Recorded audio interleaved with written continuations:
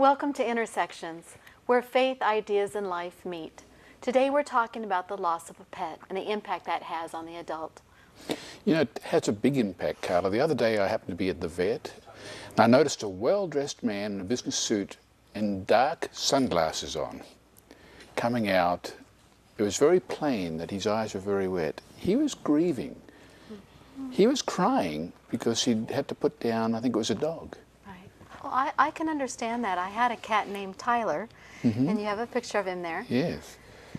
Tyler, well, as you see him there, that's the way he used to always lay across my bed with his paws out in all directions. He would come like a dog. I would call for him when I got home from work, and he would come running like a dog. And very often he would look at me just like that, like he's upside down there, and I love that cat. Now, I'm not a cat lover in general, but I love that cat. And one day I came home and I called for him, and he didn't come, and I never knew what happened to him. The interesting thing is, though, I used to write my Christmas letters from Tyler.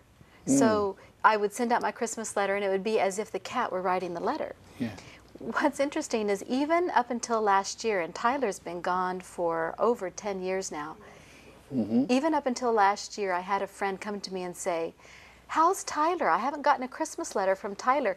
So it's almost like people are treating Tyler like a human being. Yes. And I found that I kept thinking about him a lot through the years, even though he was gone. So I can understand a person coming out of the vet's office crying.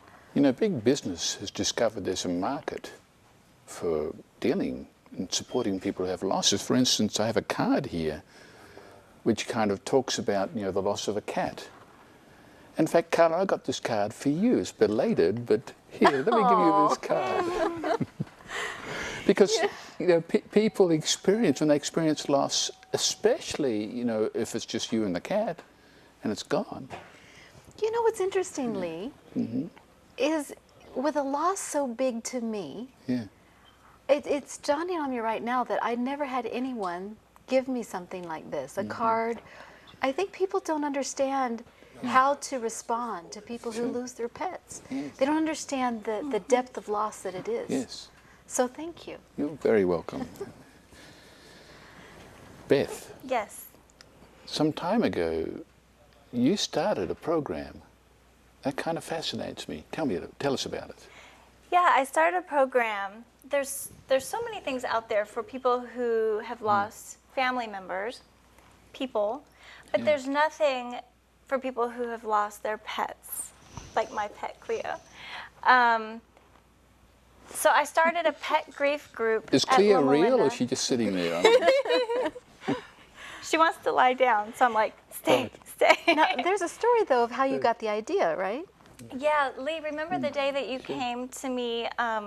We were right outside your office, and you said, "Beth, I have an idea. My veterinarian was really wanting a program for people who lose their pets." And you said, "Beth, what do you think about that?" And when you told me that idea, a light bulb just kind of went off on my brain, and I thought, what a fantastic idea, because there's nothing like that anywhere. You know, the average veterinary clinic puts down 10 or more animals a day. There's a big need for this, but we don't talk about it. But a lot of veterinary offices have a special little room where you can be alone with your animal. And so Dr. Sigerstedt, who's a vet, and we hope to have him on this program one of these days, you know, kind of has seen this need, and you've been in contact with him. Yeah, and you know, when you said that, I remembered a time when I thought that I lost Cleo, and it was my husband and I, we went on vacation, and she was only 3.5 months old, and we left her with a friend who lived 20 miles away. I was in a valley, my friend was in a valley, and there was a mountain in between us. And we left for vacation, and we came back, and the friend said, "I'm sorry, your dog's gone. We don't know where wait a she minute. is." They called you and said your dog's gone? No, when we came back a week later. Oh, my. So she'd been missing for a week, and we didn't even know it. So we went out searching, and my heart just broke. I mean, I thought, I'm never going to see this dog again. And even though we only had her for 3.5 months, there was this incredible bond. I mean, look at her. She's beautiful, aren't you? Yes, you're beautiful. In fact, you used to talk to her, didn't you? I did. When she was a puppy, I would say, Cleo, you're gonna see me have a baby, you're gonna see me get pregnant, you're gonna see our kids, and you're gonna see me grow old. And she just would look at me. And So it's kind of like you expected her to be a witness to your life. absolutely. Yeah. And my husband and I, we would just come home and just cry with her little toys, thinking we're never gonna see her again. And Now, how far away was this house from where you lived? 20 miles away. And after a following week of searching, so she was missing for 2 weeks, we got a phone call from a Red Roof Inn employee, and he said, we have your dog. And we heard this so many times because we had a reward and all that. So we had a lot of people calling saying, meet us behind the warehouse, at 2 o'clock in the morning. But we heard this before, so we were kind of, okay, not trying to get our hopes up. And my husband and I, we drove there, and they put her in the broom closet to keep her there. But the amazing thing is a housekeeper said, when they saw her in the parking lot, said, wait, I live downtown, and I think I saw a flyer that, said lost dog. So just so they can get the layout here, she was at a home at a house, but the Red Roof Inn was a mile from my your house. apartment, right? So there was a 20-mile difference from where she had been staying. Right. And the housekeeper was at the Red Roof Inn, and she worked there. Okay. And she lived 20 miles away in the same area that we left her with. And so she punched out, took her time off, and went all the way back home, grabbed a flyer off a telephone pole, drove all the way back, and said, yep, this is the dog. And Cleo, stand up. Come on, stand up. And I mean, she's very distinct. You can just pick her out of a crowd. And so we were so happy to give the reward to her because she took the time out. She really cared, and she cared about the bond between, animals and humans. It really meant a lot. What do you think Cleo was doing 20 miles away from where she had been kept? Well, we kind of have an idea what she was doing. After we brought her home, I got a couple more phone calls, and one was a maintenance crew, like a car mechanic shop, and they said, did you find your dog? And I said, yeah. And they said, well, she was around our shop for a couple days, and we fed her potato chips and all this good food, and we even named her DOG for dog. And she rode around in the pickup truck with him, and then after 2 days, she was gone. They didn't know where she was. So she has her own little story that we only know snippets about, like the incredible journey. Well, yeah, because you were telling me you think that she was trying to get home. Right. That she was making it. And she was almost home. She was a mile from home. A mile Yes. from home. Yeah. Wow. Yeah, when that story is so touching to me because it shows that animals are trying to find their masters, and their That's masters are right. trying to find the animal, and then we have the That's right. housekeeper that's trying to reunite everybody. It's just a beautiful Yeah. story. So this temporary loss of Cleo then affected you how? Oh, well, I could totally empathize with people who think that they'll never see their pet again, or, something happened. Just that loss between the love that you feel between an animal. I mean, we thought, what are we going to do? And we only had her for 3 months. She's 7 years old now, so we've had her for a long time. But my heart breaks for people who lose their animals. Now you've brought someone that's going to share with us. You want to introduce them? Yes, this is my good friend Jan, and I work with her. I work at the Children's Hospital as a chaplain, and I'm her chaplain. She works as a unit secretary on the baby units where people postpartum and where babies. Tell us about meeting Jan.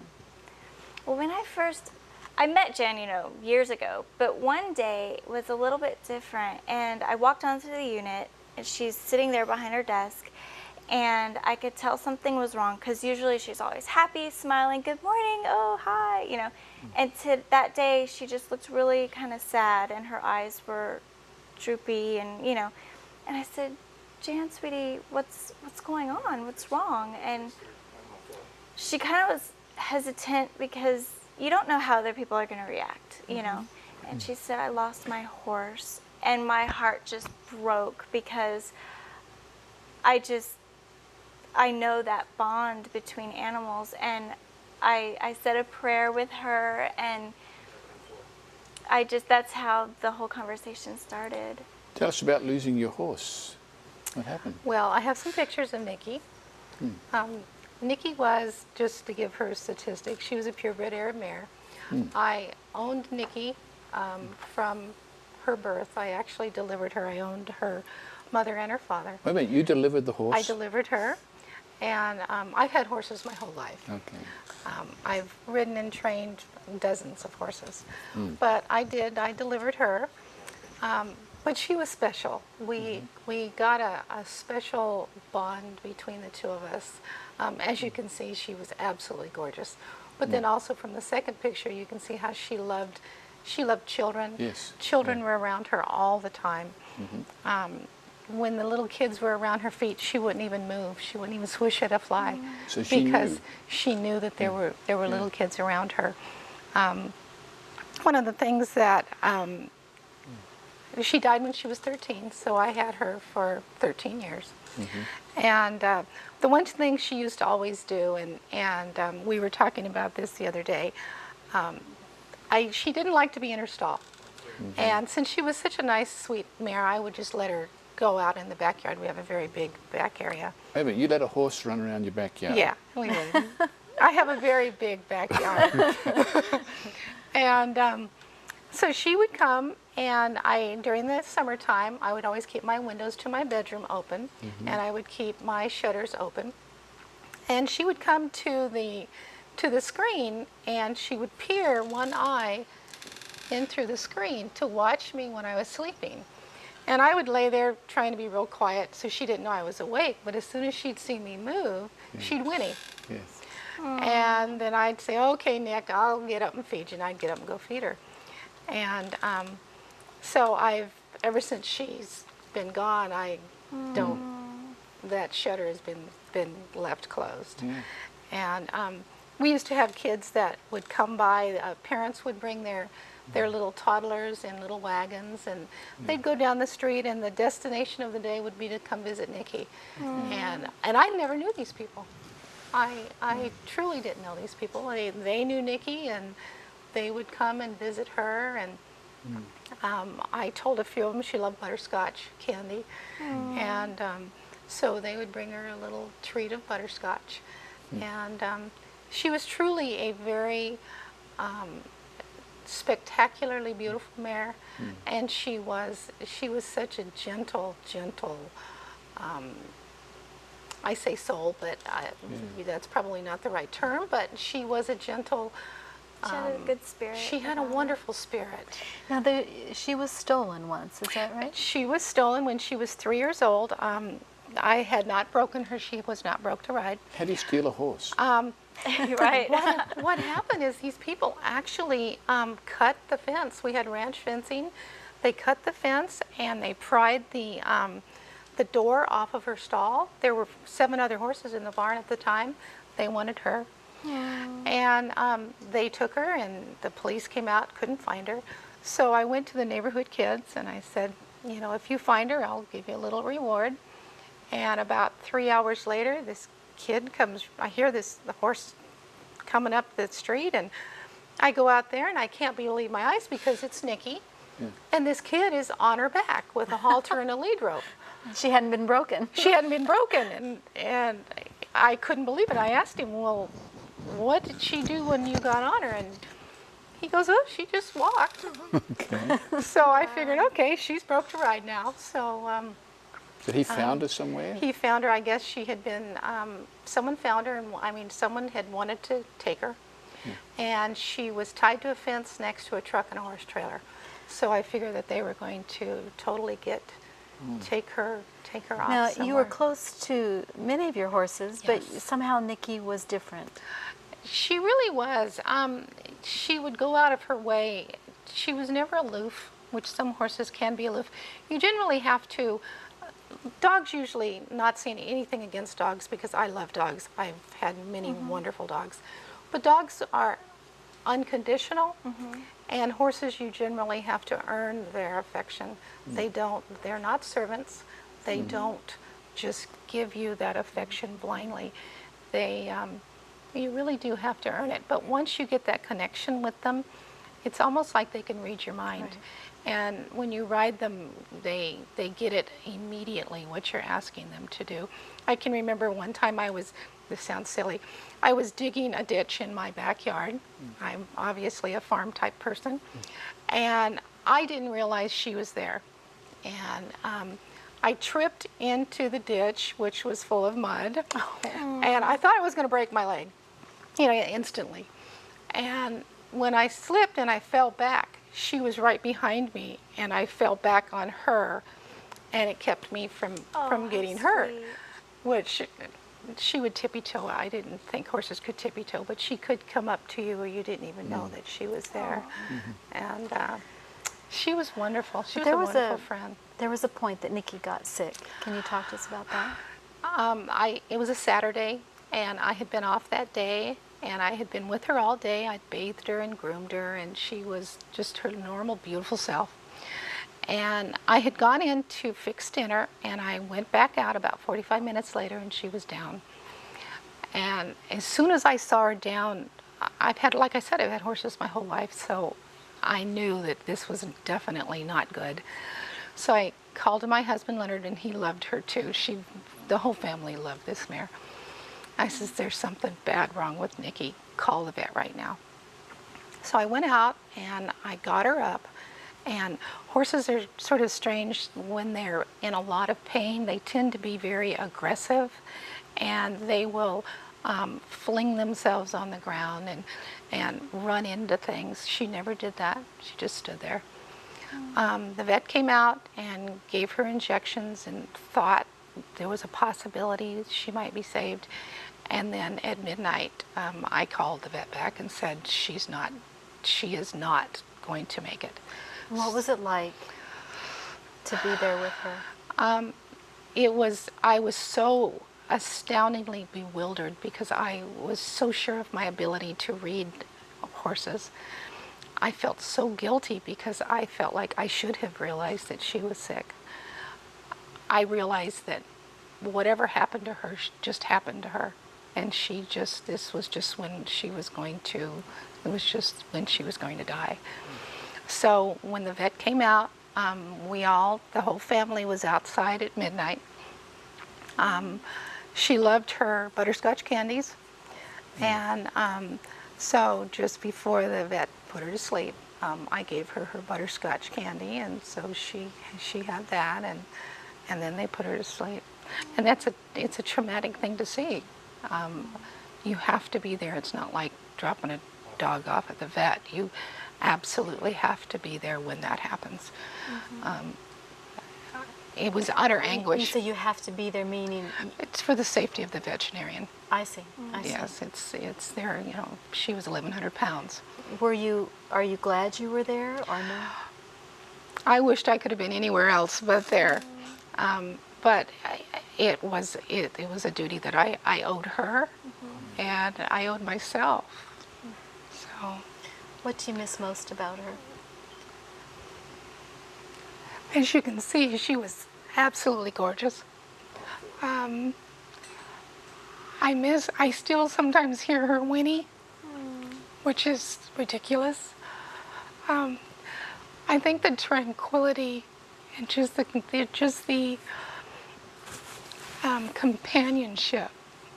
I mean, I'm a married woman with a family. I have lots of friends, but the companionship that you get from a creature like that is not even your same species, that goes out of their way to come and be and love you. It's wonderful. Some of my best thinking has always been done going out and telling the horse the problems of the life or the problems of the world. I just miss that quiet time, not even necessarily the riding of the horse, just sitting out there and feeling the nice warm breath, the sweet breath that a horse has. I miss her every day. Wow. I do. Looking at, from a spiritual perspective, how does the death of a pet, when a pet dies, how does that affect a person's personal faith, or does it impact somebody's faith?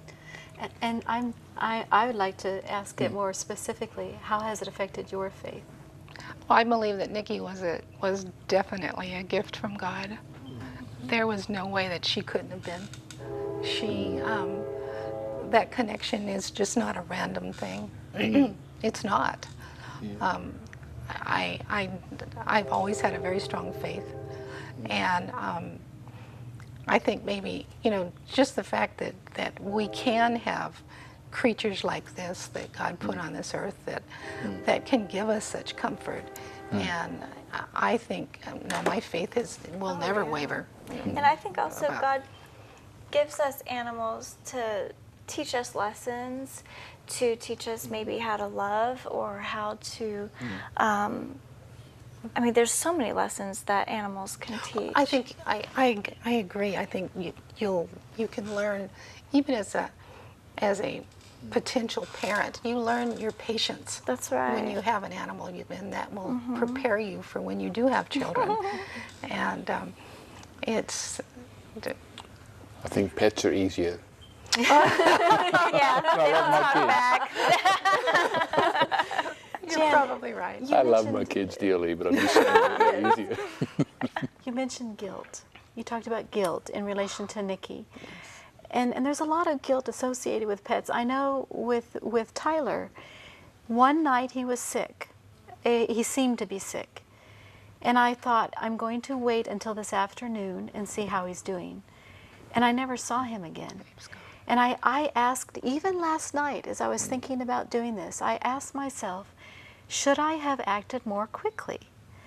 And so I want to pose to you the question, what does a person, what did you do with the guilt that somehow you didn't catch it quickly enough, or?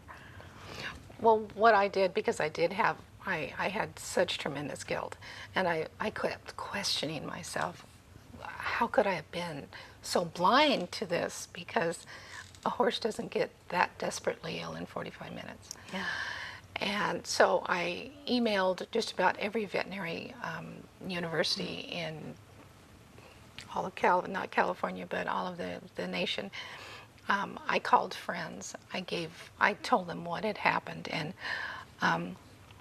every one of them said that it was just something that happened, that she had never had. She colicked and she twisted an intestine, which any horse person is going to go like this because that's it.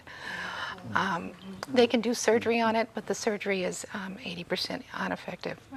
The 20% that does survive, they usually will have that problem again. So we felt like it wasn't worth the pain that she would have to endure to do it. But I had many letters back, which it was unbelievable, the number of letters that I received back, Wow. saying that it just Not your sounded fault. like it wasn't my fault. There wasn't anything that I could do. But it's still, the what ifs are Yes. always the greatest Sure, thing. sure. And intellectually, I realized I did right, but emotionally, it has been hard to. Well, to it's live just like the stages of grief when you lose a pet is just like when you lose a person. You go through the guilt, you go through the anger, you go through this intense sadness, depression. I mean, it's like all the same feelings because loss is loss, no matter what you're losing. Right. And And how would you say how would you deal with that loss? I mean, we've talked about the bond between people and pets, and then we've talked about how difficult the loss can be. What kind of Get things help? What support. kind of rituals help with a loss? Well, I believe that the scrapbooking photographs are always invaluable. Because you can look back. You can't feel them again, obviously, but and this is sort of, you're probably going to roll your eyes, but I actually cut a piece of her mane off, and That's beautiful. so I have a piece of her mane. This probably doesn't Why have. would somebody roll their eyes at that? Well, that's sort of a strange thing No, to do, it's- but no. I No, I we do have that it. with babies. When babies That's die, we right. cut a piece of their hair. What did you do? What did you do with the mane? I've braided it, and I've got a area in my bedroom that I've got all my little memento type of things, and it's in there. And occasionally I go past it, and I bring it out and look at it. She, as you can see, she had a huge, long, beautiful mane. So it was. I have a final question for you. If you were to give one piece of advice to people who've lost a pet, what would it be? I would say that you need to honor your pet and get another one. You To do. bond again. To bond again, because you have to experience that joy again. Thank you. really Thank do. you very much. So bonding again is really important. Get another pet. And the pet industry is so big in this country, meaning that there's many, many people who take this seriously. You've been watching Intersections, where faith, ideas and life meet. I hope you'll join us again when we do this soon again.